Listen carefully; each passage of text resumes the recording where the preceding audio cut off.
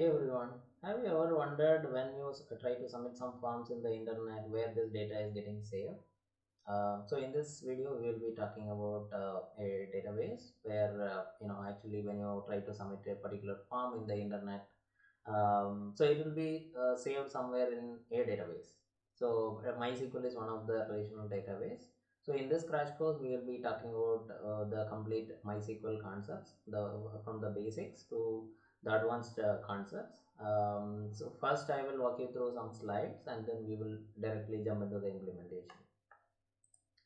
As you can see here, I'm just trying to show you some slides. So this is the course roadmap. So we will be talking about what MySQL is and where it is being used, how it is going to look like, how we can visualize it, and what are the commands that we can use it often, in our daily work life. How we can filter the data, how we can sort the data, how we can group the data, how we can join the different tables and bring out the useful data. So what are the keys involved in it, what is the primary key, what is a foreign key, what type of constraints we have in this MySQL, and pretty much the practices, the standard practices that we follow in SQL.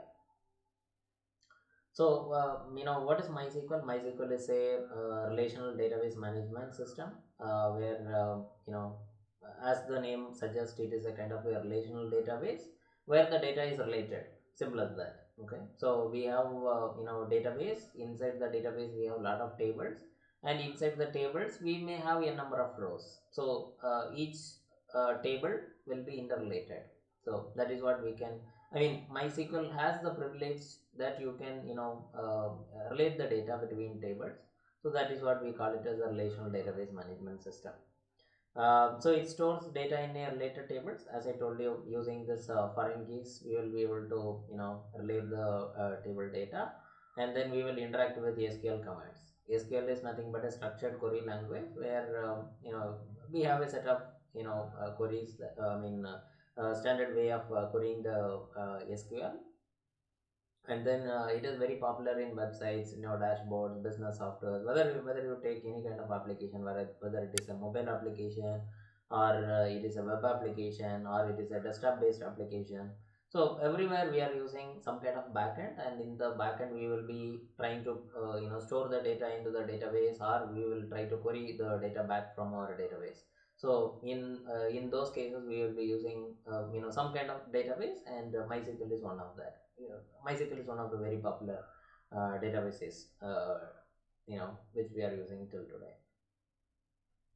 So the real world use cases is, we are using it in different industries. We are using it in e-commerce, like kind of like products, customers, orders, payments. So we will record all those informations in this particular e-commerce system. And if you take schools will have obviously different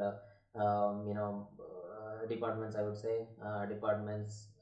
Each departments will have a separate staff, separate students.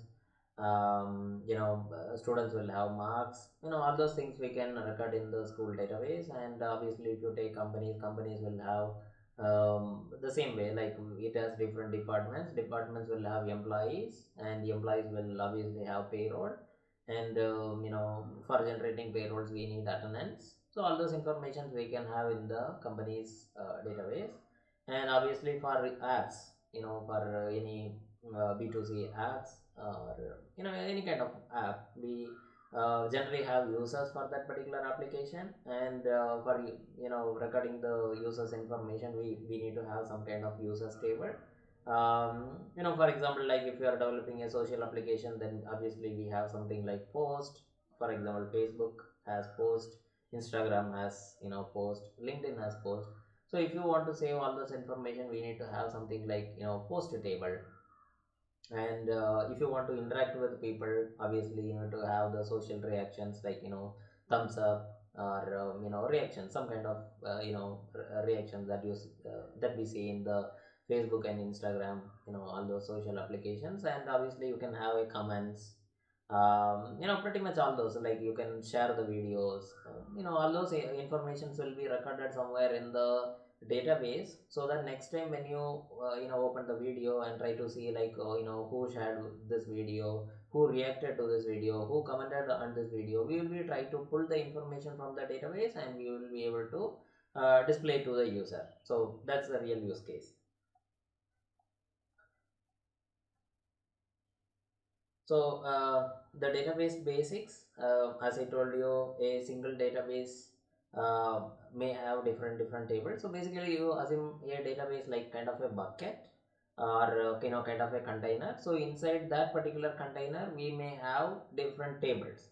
So user can be one table, and post can be another one table, and social reactions can be another one table.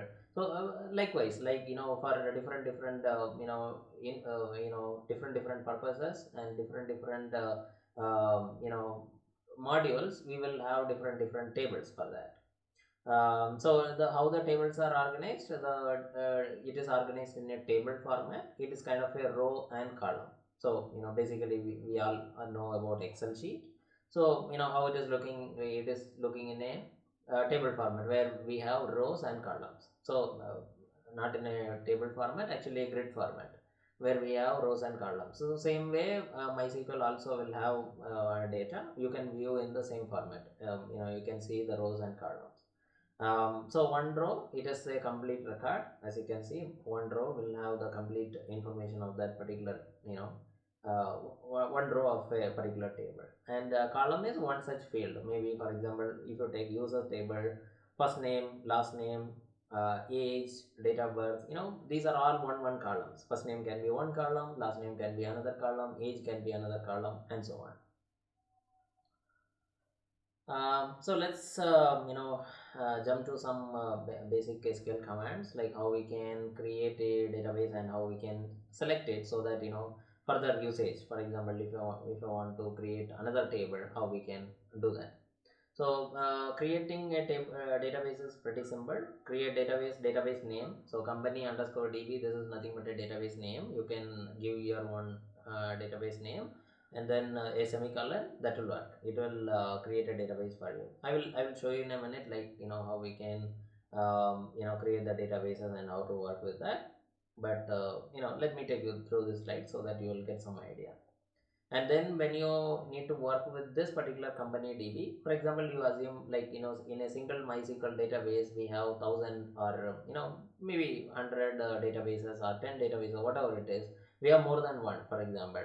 So if I want to switch between one database to another database, we need something so that I can tell that I'm interested to work in this particular database. So how we can tell this? We can tell using use company DB. Company DB is nothing but a database name. And then semicolon. If you do this and run this query, your MySQL will set this as the default database for you. Further SQL commands or SQL commands, whatever you call it. Further SQL commands, if you run it, it will directly fetch it from this company database. So it will directly point to this particular database. That's how it works. And if you try to see the number of databases that we have in our MySQL server, then we can use the show databases. It will tell you totally how many databases you have, just like company DB. For example, you can have company DB, school DB, movies DB, and so on. Like you can have as many databases as you want in your database server. So this is how we need to create a database, and we have to to select a database. And for creating a table, so we need to follow this approach. Create table, table name. So employees is nothing but a table name, and then in the parenthesis, we need to have this employee ID. Employee ID is nothing but a column name. So whatever you see here, employee ID, name, department, salary, so these are all column names of this employee table. You can have like first name, last name, age, date of birth, as many columns you want. You just have to add everything inside this before this closing parenthesis.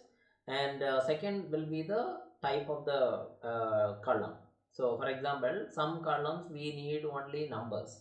We just have to store integers. So in that particular case, you can mention it as int, which is nothing but a integer. And then as I told you, we have some keys like primary key. So why primary key? Primary key is the way of setting in the table, so that this primary key will be the unique key. For example, this primary key obviously is a unique key, so that whenever I try to have one record, for example with the employee id 1, I will not be able to have another one record with primary with employee id 1, because employee id itself is a primary key which is a unique key. So each record has to be unique. So that is the idea. And obviously there is something like auto increment which you can set in this along with this primary key, so that you don't have to specifically insert this employee id every time. It will automatically insert it for you. First time you insert with for example, if you insert name, department and salary, next time if you run the same query, it will obviously have employee id as 2 automatically, because we already have the auto increment set. Anyway, auto increment, if you want to start from 0, you can set it as 0. Then if you want to start it with any specific number, you can set that as well. And name, I want to save it as varchar, which is a mix of numbers and characters. So that is why I'm setting, and I'm setting the length as 50, so I can accept 50 characters in the name. And department I'm setting as varchar 30, which is like it will accept 30 characters. And salary I'm setting as decimal and two floating points, so maybe like 50,000.00, something like that. Okay. So if you run this, you will be having a table created in your MySQL server under your database. And then let's see how we can insert a row into the database. So here is the insert data query. So let's suppose as I told you, if I have this, if I want to insert some data into this employees table, we have employee id, name, department and salary. We have 4 columns. So how we can do this? Employee id I'm setting as 1, name I'm setting as Rahul, department I'm selecting as sales, and then salary I'm setting as 35,000. So second column I'm setting specifically as 2, Neha, HR 42,000, 3, Amit, IT 55,000. So this is how I'm setting. So I told you, like, we have something like auto increment. If we set this, there is no need to include this employee ID column. You just include name, department and salary. In this values here, we don't need to include 1, 2, 3, all those sequence. If you provide Rahul sales 35,000, that will be inserted in row 1. Neha HR and 42,000, it will be inserted in row 2. And Amit IT 55,000, that will be inserted in row 3. So that's how it will automatically insert it. So read data with select. How we can read it, how we can query the database and get some result out of it. So we have something like select all from employees. So this is part of SQL language, how we can query the database. So there is a select query. Select all from employees. Employees is nothing but a table name. You can change the employee name to something else, your table name, and it will work for you. So this wildcard star is nothing but it has, we are saying to the database that we just need all the columns from the particular table. So in my case I am saying that from employees table I just want almost all the 4 columns. So it will give me all the 4 columns. For example, if I want to mention the specific column, okay, because in a production database, users table will have email id, password, all those things will be there. It is not a good practice to query email id, password, everything in one go, because it will expose the password. Even if it is hash, it will expose everything. So we don't want to do that. For example, you assume like a dashboard page where we will fill all the users information, how many users are registered into the platform. There are some informations we don't need to pull from the database. One such example I told you is password, because password is a sensitive information and we don't want to expose it in the dashboard page. So how we can limit it? We can select only the columns that is required. For example, name is required, salary is required, because those two are not very sensitive information. We can display it in the database. So we can query it this way, so that it won't expose any sensitive information. Use select all for quick learning. If you want to see like how things are working, how many columns we have, you can try to use select star, but in production it is not recommended. Okay, now how we can filter rows with where. So where is one of the MySQL constraint, and it is used to limit the number of records that we can get from the database. Basically it is some kind of a structure where we can set a condition to MySQL database so that it will try to pull the records which is matching that particular criteria. So how we can do this? We can use select star. As I told you, select star is like our choice. You can have select name, select salary from employees where salary is greater than 40,000. So in our case, whoever employees has salary greater than 40,000 will be shown, and it won't show all the records. So in the previous we are getting everything, that is all the records are coming, and here we are selecting only the salary greater than 40,000. So only records greater than 40,000 will be shown. So where let us fetch only the rows that match a condition. Then sort data with order by. So let's suppose I have lot of information and I have pulled the data, but now I need to do some kind of sorting. Sorting in the sense I need to sort with some kind of information, like I want to bring the salary, highest salary first, you know some kind of order, or I want to sort the names in an alphabetic order. Depends, like based on our use case. So in I have one sample query: select name salary from employees, order by salary descending. So in this case what happens, the highest salary will be recorded first, and it goes on, like the lowest salary, whoever is taking the lowest salary will be in the bottom, and whoever is taking the very high salary will be at the top. So it is some kind of sorting. MySQL allows to while retrieving the records. So how we can update and delete the data. So we have seen like how we can insert a record into a database table. Now let's suppose I want to edit the information, because obviously you see salary is a revisable part, and every year, or it depends on the situation, we may have to raise the salary or we may have to decrease the salary. So how we can do that? So we have some kind of statement called update. So using that update we will be able to do it. So update table name, which is our employees table, set salary is equal to 60,000. So where employee id is equal to 3. This is the condition where it will set. So we are targeting employee id as 3, and then we are trying to set salary is equal to 60,000. So how it is going to execute? Whenever you try to run this in MySQL, it will take this part where statement, and then it will try to find this employee id column, try to get the record 3. Now we have one single row, right? So in that particular third row, with employee id 3, it will try to go to this, because we are setting salary column, right? So it will go to the salary column, and then it will try to replace with whatever values you have. If it is successful, it will say successful. If it is failed, it will show you on what reason it has failed. Okay, now we have, let's suppose if I want to delete that particular employee from my database, how we can do that? We have a delete statement. So delete from table name where employee id equals to. So in this case I am deleting the record with employee id 2. So MySQL has something like aggregate functions. For example, I just want to see what is the total payroll amount required for a month for me to process the payroll. I have the employees information in the employees table. I have salary information in the salary column. Using this functions I will be able to, otherwise I have to select star from everything, and then I have to add everything in a calculator.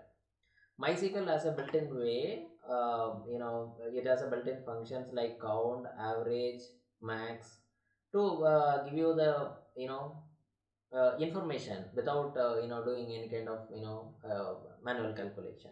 So count means it will count how many employees you have in your employees table. So count star means it will count everything, how many rows you have, it will count for you as total employees. And then average salary. So for example, if you want to get the average salary, um, you know, from your organization, you can use the average salary as average salary. So this is an alias, whatever you are seeing, select count star as total employees. So basically we are doing this operation and then we are assigning to this variable. So that is what we are doing, count star as total employees. So we are doing this operation and then we are assigning to this value. So whenever we try to run this, you will see the column name as total employees, even though this is a virtual one, it does not exist actually in your database, but still as you are setting this alias, it will try to show you as total columns. And average salary, it will show you as average salary. Max salary will show you the highest salary. Okay. And then for if you want to do the min of it, for example, if you want to take the lowest salary of it, you can use min. There are a lot of functions actually. Using that, you will be able to work with this aggregate functions. Okay, now we have this group by. So group by, the name itself you might have understood, it is going to group that. On what cases it is going to group is what we define. For example, in my case, I have this employees table. I have this, for example, I may have the department, and I just want to count how many people are in my department. Because for example, if you take a company will have a HR department, a company will have a software development department.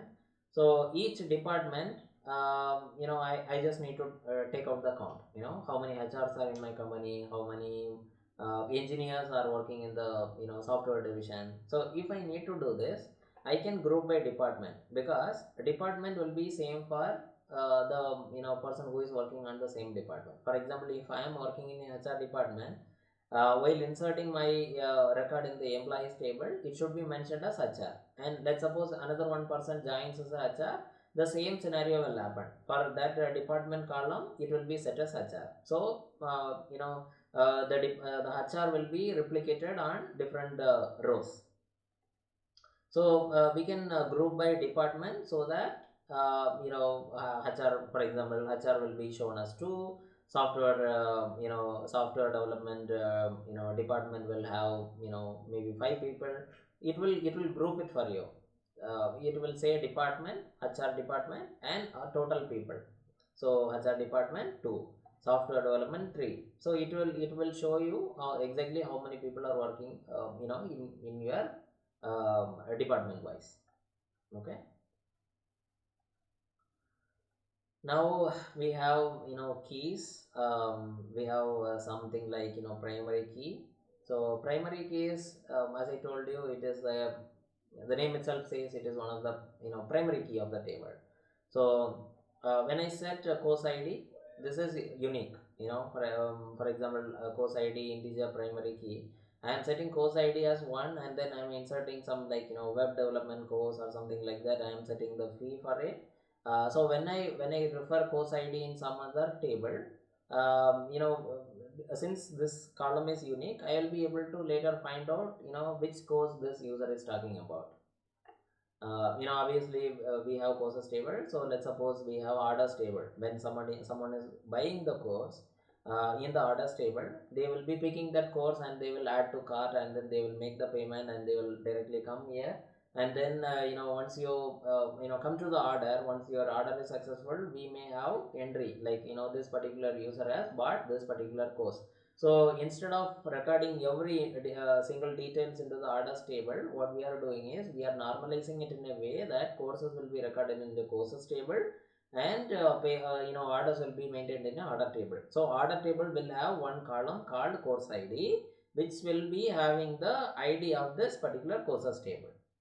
So for example, order information one row is there. So in that course ID is having 1. So obviously we can find out that it is trying to connect with this courses table and then referring this courses ID. So using that, we will be able to connect to the data. foreign key concept. So this is the way which we actually reference. I told you how we can bridge the data between the different tables. So foreign key is the one which actually does the mapping.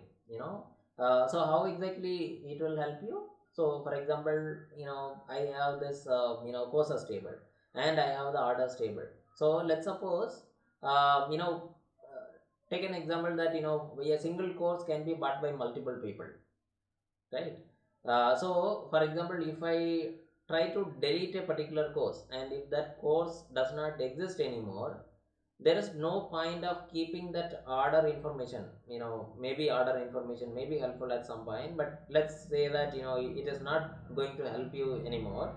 And if you don't want that information into the orders table, we can set this foreign key, so that automatically, if you have that right constraints. For example, you can set the cascade delete, so it will delete that particular records which are having the course id as 1 in your orders table.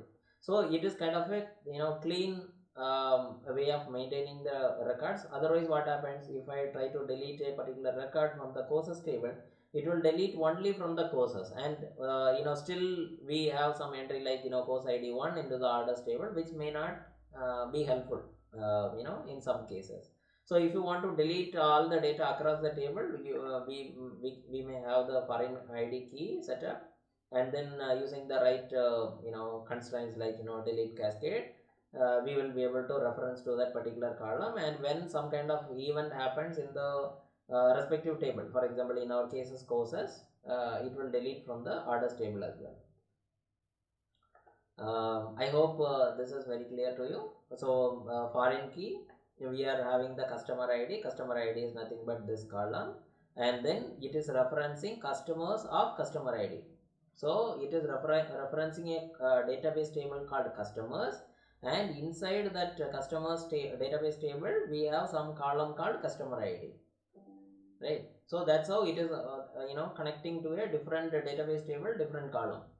So right now we have tied this orders table customer id to customers customer id. Now both table are connected. Okay, now there are some scenarios that we may have to work with giants, because when you talk about the normalization of the database, we may have maybe in actual real production systems, we may have 250 tables, 500 tables, 1000 tables, depending on the complexity of the project. The number of database tables we have maybe a little high or low. So if we want to work with different tables and then bring out the useful information, for example, if I have some order information, and if I want to find out like who placed the order, what is the product they purchased. So everything will be in a different table, right? So users will have user table, courses will have in courses table, and payment details will be in payments table. So every table is maintained for some kind of purposes, and if I want to bring all the data into a dashboard page or some kind of API response, I want to join all the tables and then bring out the data. So how we can do that? Using joins, we will be able to do it. There are a lot of four types of joins are there: full join, left join, right join, cross join. um, so using those joins, we will be able to join it, but there are some criteria. For example, if you want to uh, join using full join, both the criteria is that both the tables should have that particular record, then only you will be able to do it. Let's suppose if you want to still join, even if one of the particular table does not have the part of it. For example, a user who does not placed anything, okay, who does not ordered anything. So in your final report, you still have to you know just have to show us like zero orders or something like that. So you just have to use some kind of left join or right join, depending on how you are framing your query. You just have to use rather than using the full join, you just have to use left join or right join, so that you will be able to achieve those kind of scenarios. So that's how we choose joins, what type of statement we need to use. So that's how we choose it. Now here what we are doing is select O dot order ID. So here if you see from orders as O. So O is nothing but an alias of orders. So instead of writing the complete orders, I'm just having a short form here, and then I'm trying to have the short form dot order ID. So nothing but in this orders table I want the order ID column. This is how it will translate to. O dot order ID, C dot customer name from orders O, join customer C. So customer C is again alias of customers, and O dot customer ID is equal to C dot customer ID. So what I'm saying is you just have to join orders table and customers table in full join. If you write just join, it will take us full join on O dot customer ID is equal to C dot customer ID. So what I'm telling is, we just have to select order ID and customer name from both the tables where this customer ID is matching between these two tables. Got it, right? So customer ID will have a record with 1 in the orders table, and may have the customer ID in customers table as 1. Both the records will be joined, and the order ID and the customer name will be pulled from different table in one single row. Okay. Common SQL command groups, we have DDL, which will have the create, alter, drop, and DML we have database manipulation language, which will have insert, update, and delete, and DQL, database query language, which will have select. Best practices for beginners.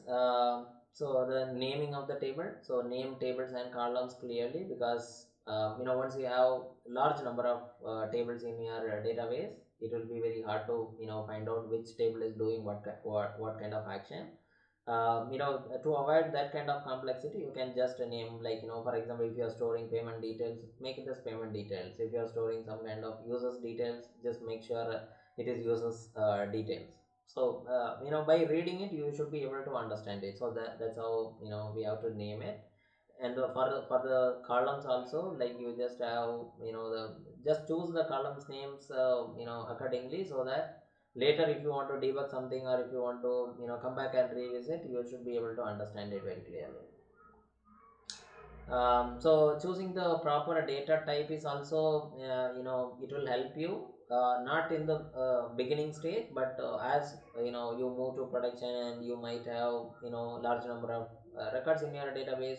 So at that particular time you might use complex logics, like for example I told you about this aggregate functions, like sum of, count of, average of, min of, max of. If you try to use this in a particular, for example I assigned it as a varchar, or some other data type, and if I try to use this min, max, all those things, it won't work, because it depends on the type of varchar doesn't make sense, right? Because it is a mix of alphabets and numbers. It doesn't give you the information for max and min.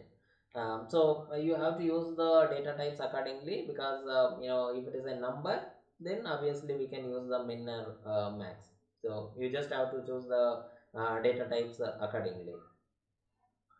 We have a lot of data types like JSON. We have text data type. We have long text. We have integer, varchar. A lot of data types are there. You just have to choose it properly for each use case. So a backup, you just have to, when you are in a real production system, consider backing up your databases, because let's suppose if somebody accidentally updated or deleted your rows, then it will be very hard to retrieve. So you just keep a backup. Maybe you can have some automated systems to back your SQL system maybe once in a day or so, so that if something happens, at least you can revert back to your previous version, right? So test queries on a small data before using them in a real projects. Because this queries itself, like how we are writing, depending on that particular efficiency, your APIs, your actual API will perform accordingly. If you are writing a poor query and trying to use that particular query in your API also will respond uh, you know maybe maybe it will take more time to respond, right? So depending on the number of rows in your database table, and depending on the type of data you have, the response time may differ. So it is always better to have queries efficient, and you just test it once before you just implement it in your production. How we can do that? So there is a way, there is something like explain, and then when you are doing select star from employees or your table name, just append with put explain as the prefix. It will be like explain select star from employees. So it will tell you like how many columns it is doing, and is there any indexing setup for that particular table. How it is, if there is any joins involved, it will tell you how it is joining. So it will give you every details possible, so that you will be able to given a chance to optimize the query, rather than you just write directly. You just if you test with explain, it will tell you like how you can optimize the query, and then you can directly implement the same in the your API or your backend, so that your backend performance will be improved. I told you like be extra careful with the delete, update, and drop, and give permissions accordingly if you have more users working on your project. Because if wrong permission is given to wrong person, then some some kind of manipulations can happen. Like maybe if they wrongly delete it, or they wrongly update the table, table records, and they may drop the entire database. Chances like that may happen even by mistake, so be careful with that. uh, Practice project idea. We are trying to build a small school student management database, and then we try to create tables for students, courses, and enrollments, just like I told you before. And then we will try to insert some sample data, and we will try select where, group by, and join. This gives enough practice for a real beginner confidence. So final recap, MySQL stores structured data in related tables. So SQL helps us create, read, update, and delete data. So important topics, keys like primary key, foreign key, and then constraints, what type of constraints we have, and then filtering, using between, or using where condition, how we can filter the data and bring some useful data, and how we can group it. For example, if you want to group with a certain column, how we can group the columns, and then how we can use joins.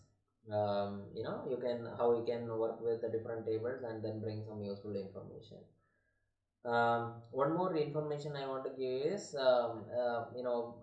unless you have consistent practice with this MySQL, writing a query is little hard. So my suggestion is that you just try to practice every day, and try to write some simple queries, like be familiar with the select queries. Create a table, create database, update record, insert record, delete record. How we can truncate a table. Let's suppose if you have a table, and if you want to clear everything and bring back to position, okay, because sometimes whenever we do testing, we may insert some junk records, and when we go to production, we just have a clear table, right? So we should not have any junk records there. So if you want to refresh and reset back to the original state of the table, and bring every count to 0. Because if you have the auto increment set, depending on each rows, your auto increment count will vary. And next time, even if you manually delete all those rows, whenever you try to insert next record, it may start from 100 or 101. It depends on, like what was the previous record, it will start from there. So the advantage of using truncate is that you can reset the count also. The auto increment count also will be reset. So that is the real advantage of using truncate table. Okay, so this is about my PowerPoint. Now let's get back to my workbench. So if you are wondering what workbench is one of the tool provided by MySQL, where you can connect to your actual database, and then you can work with it. So if you are new to this and if you want to download one, first you may have to download a MySQL server, because in your local you may not have a server. So this workbench is nothing but it will directly connect to your MySQL server, right? So this is just a kind of a IDE where you can work with your database, uh, work with your database. But if you want to install a server, what you have to do is you have to go to this MySQL server community edition download, and then you may have to come to this particular page, MySQL community downloads. You will have the MySQL server, so you can choose one version what you want, and then you can try to download and install in your machine. If you want to download MySQL Workbench, you can do the same way. MySQL Workbench Community Edition download. You will be able to hit this link. You will come to this page, something like this, and then you have a download button. Just download and install. You will land to something like this. Okay. So now we have this Workbench and MySQL server ready. So if you want to connect to some kind of databases, you can come to this MySQL connections. You can click on this plus button, and then you see here connection name will be there. You just give whatever database name you want to give, and then connection method obviously will be TCP, so there is no change in that. And parameters, you just have to give your host name, your port number, your username of the MySQL server, your password for your MySQL server. So these informations will be set by the MySQL server whenever you are doing the setup, so don't worry, all those informations will be there. You just copy that. If you are working with local server, this also should be same. Port number is obviously 3306 by default. You don't have to do anything. Username and password you fill it. You have something like store in vault, and then you enter your password here. Click OK. It will be saved. And then test connection. Once your connection is succeeding, you should be able to see that your connection succeeded, and then you hit OK. It will save, and then you double click here, just like I'm doing. You will have something like this. Okay. Now I have my local database ready here, and I'm trying to open one new SQL editor. And we will try to do something right now. You can see, I just show you how many databases I have. Okay, in my local server, how much databases I have. I have, hierarchy payroll is one of the database I have. Information schemas, which is a default table, not table, database. MySQL is one of the default database that is coming along with the installation. Performance schema, system. So these four which I have highlighted is coming as a default, which we don't have to do anything, even we don't have to delete anything. This is my database. Okay, so for this sake of video, what I will do is, instead of working with this existing database, I will try to create a new database. Okay, so I told you how you can create a database. Create database name. Okay, we can say as students mgmt, which is nothing but students management. Okay, so just try to highlight this, because this is a way of running one single query. Okay, so whatever you want to run, you just highlight it and then just run. Okay, so database is created. Now if I refresh it, you can see something like student management database is created. Now if I want to see how many tables are there in the students management, I can use show tables. But you remember I told you that I need to, because we have more than one database here. Now I need to instruct my MySQL that I just need to work with this students management. Now how I can do that? I have to select, I have to say use student management. Okay, and then if I try to run this, you can see the tables views, and this is highlighted in bold. So MySQL has fixed that this students management is the table which I am pointing to. And now if I run show tables, I won't get anything because I didn't inserted anything. Okay, so now let's try to create some tables. Let's go back to our slide and try to run some of these queries. Okay, let's try to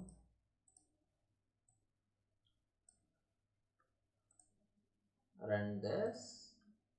Okay, so you see here table, create table employees. So employees is the table name. As we are doing the students management, we will try to change it as students. Okay, so students will be the table name, and for this particular table, let's say id. We don't have to say student id, let's say id, and then integer. So student id will be integer. So this is the primary key. I just have to say that it will be auto increment. Okay, auto increment, yeah. So every time I don't have to insert with this id, I just insert with the name, department, so whatever rest of the columns, and then we are good to go. Okay, now student name may have first name, so let's just say first name, and then marker of 50. um, anyway, student will have some name, right? It should not be null, so we will say not null.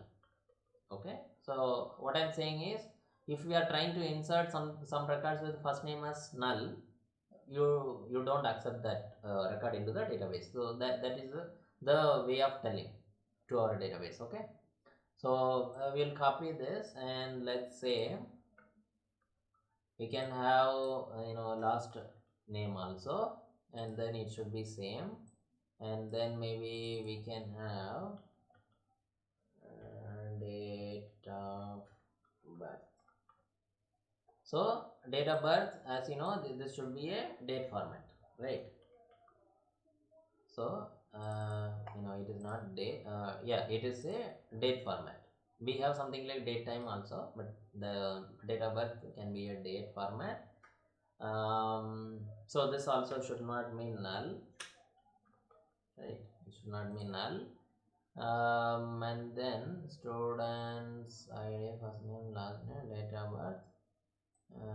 For now, let's go with these columns only, and maybe we can have one more column where we can say major as major subject, where we will say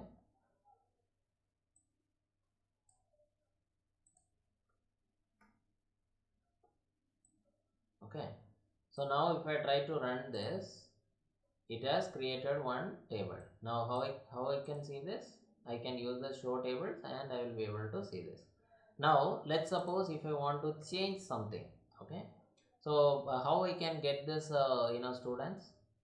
So I will say show create table students. Okay, now see what happens. It will give me this exact create query what I have done.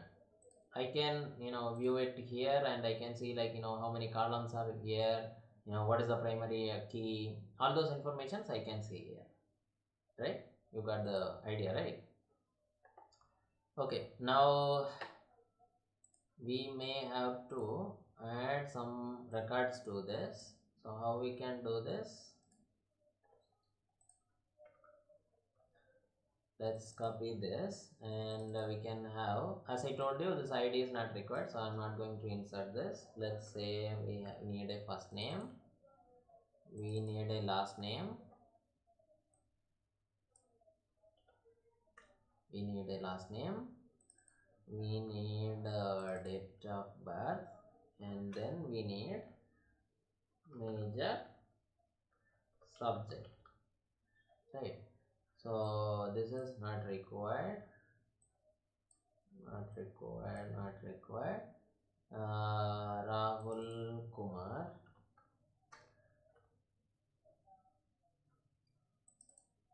you can say Neva Singh,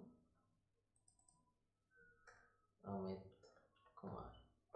Okay, and here we need to mention date of birth, so I will say first Jan 2000.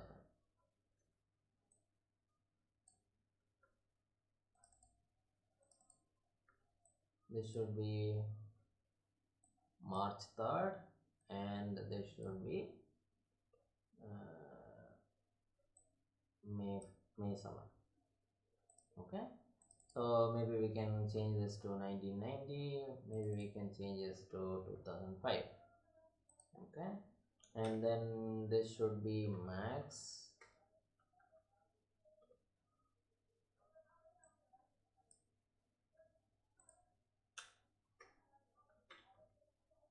This should be computer science, and this should be science.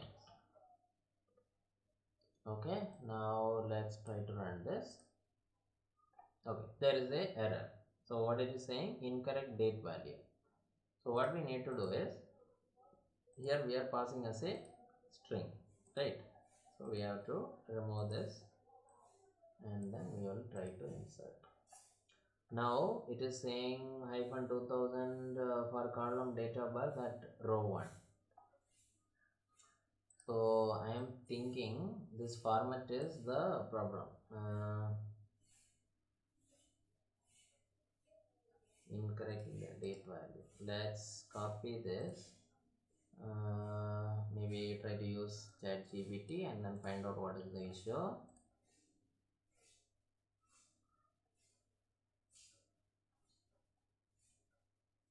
Okay, so it is the format problem. Okay, instead of writing here, we just have to write it this way. 1990. This also 2005, and then okay. So now let's try again. Yep, it worked. So now if I see here show tables, I have students table, and if I run a select query from students, I should be able to see all the 3 records, right? ID is 1, as I told you, ID is 1, 2, 3. It is automatically created because I didn't mention anything here. Rahul Kumar, date of birth is there, major subject is there, and you can see here Neha Singh, date of birth and major subject. Here first name, last name, date of birth, and major subject. So now we are able to insert data. Now we have seen like how we can use the select query and then get the records. But let's say if you want to get only few columns, for example, I want to get the first name and then major subject. How we can do this? Yeah, so Rahul, major subject is maths, Neha, major subject is computer science, Amit, major subject is science. So this is how you can target some columns and then you can retrieve data. So let's see how we can filter the rows. Okay, so let's take the same query select statement, and then we will try to have some where condition where major, okay, let's copy this, equals, I would say computer science. Okay, now if I try to do this, actually yeah, let's try to have this wildcard so that we will pull everything. You see here there is only one record with major as computer science, which is Neha Singh, so I am able to get that. Now let's do one thing, let's have this query and then let's try to have only the first name and major subject. Okay, now if you run this, you can see Neha and computer science, and that is having only one record, right? So this is how we can filter this in MySQL, and the same can be applied for your salary, just like you can have this greater than, less than, not equal to operators as well.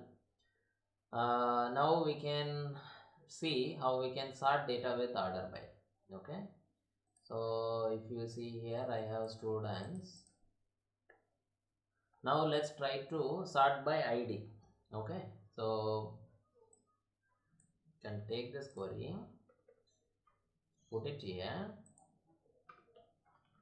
order by id descending. Okay, now this column 3 should be at the top. Let's see, yeah, 3 2 1. Okay, so same like I can have this by date of birth, whoever is having the latest 2005, that is the highest year, so we can start like this way also, right? So order is changing 3 1 2. Now if you want to update something, let's try to have some record. And let's suppose I want to change this last name to Rahul Singh for this id one. Update students set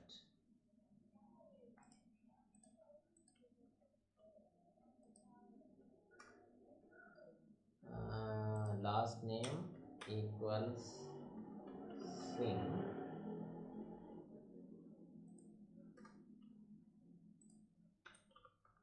where id equals 1.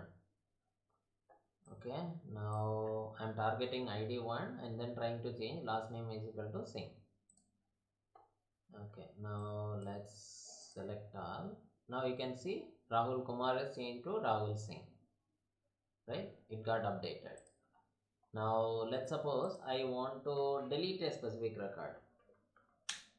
Delete from students where id is equal to 3. I want to delete this entire row. Okay, so let me run this. Success, and then you see here only 2 columns are there, right? So let's suppose if I try to run this again, you can see here 1 2 4 5 6. So third record is already gone, and if I have inserted, it might have started from 3, but it is not starting from 3 because the third record already exists and it was removed by me. Okay, so that is why it is picking the auto increment from 4 5 6. So let's suppose even if I delete everything manually, for example, if I show you everything, I will delete everything manually, I will hit apply. Okay, and then if I try to select all from students and it is nothing, it is not having any record. If I try to insert something, you see here it is trying to have 789. Still it is not making it as 1 2 3. So I want to bring it back. Okay, so we have something like truncate statement, truncate table students. Okay, so what it will do is it will bring the table empty and then it will reset the auto increment count. Now you can see students table is truncated, it does not have any record, but when I try to insert it again, okay, you can see 1 2 3, right? So the id is resetting back.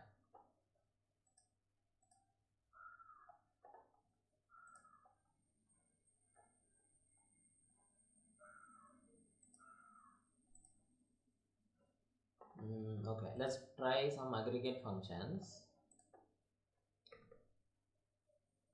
Okay, now we have some records over here. Let's try to see some select sum of id as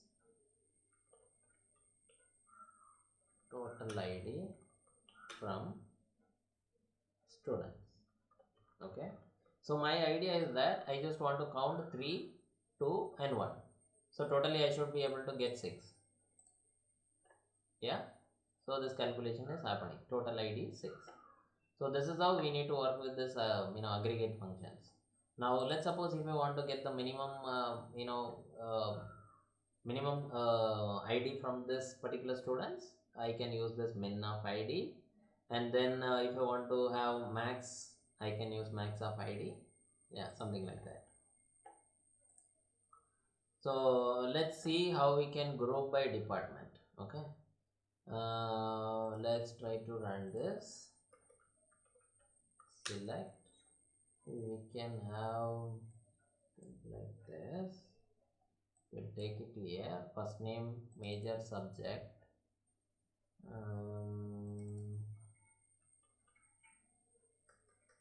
You can say count of all as total count, comma major subject from students group by major subject. Okay, now if I run this, I can see major subject is okay. Or if I want to bring the major subject one, now you can see major subject is in the left side and total count is in the right side. Now let's suppose if I insert it one more time and then if I try to run this, now everything will have two records. Max has 2, computer science has 2, science has 2, because we have total 6 records. Right, I am grouping with the major subject. And yeah, we already have the primary key and everything we already set up.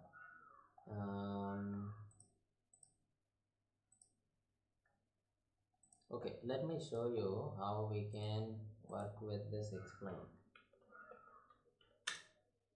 Okay, so now if I run the select all from students, it is giving me all this rows and columns, whatever it has. You see here, now if I try to explain this, it is showing me how exactly it is querying. So ID is 1, select type is symbol, table name is students, partition is null because I didn't set any partitions here, type is all, possible key is null, key length is null, reference is null, rows is 6. So we have total 6 rows and extra is null. So if if you have some indexing or if you have some kind of partition set, it will give you this particular information, like what are the indexes that has been set in this table, what are the partitions you have. And the advantage of setting partition is that, for example, think of a big e-commerce site like Amazon, without setting the without setting any partition. And if I try to go to this order page and try to find out all the orders I placed this month of 2026. Okay, so without partitioning, you think that how many records, how many million records it should have, and it has to go through all the million records and find out my records that is that happened in the this current month, right? So that is like huge operation.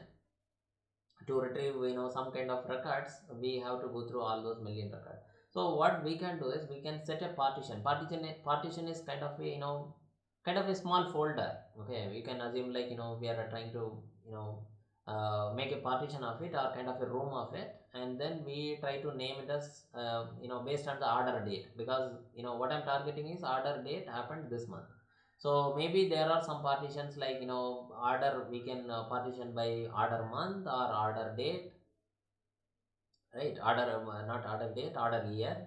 If it is 2026, we can partition all the orders that happened in this 2026, and we can if I try to search something, I can directly go to that particular partition and I can search it, because anyway my target month is this year. So it will obviously fall into that particular partition is partition 2026. So partition 2026 will have this records for that particular month. So this makes sense because it may not have to go through all the records all at once.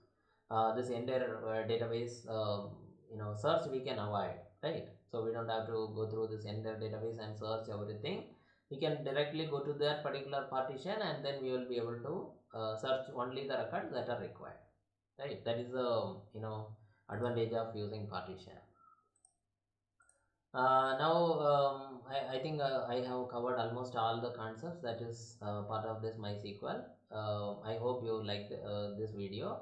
If you have any questions, do let me know in the comment section. I will try to make a separate video, or I will try to explain you the concepts wherever you have doubts. Thank you so much.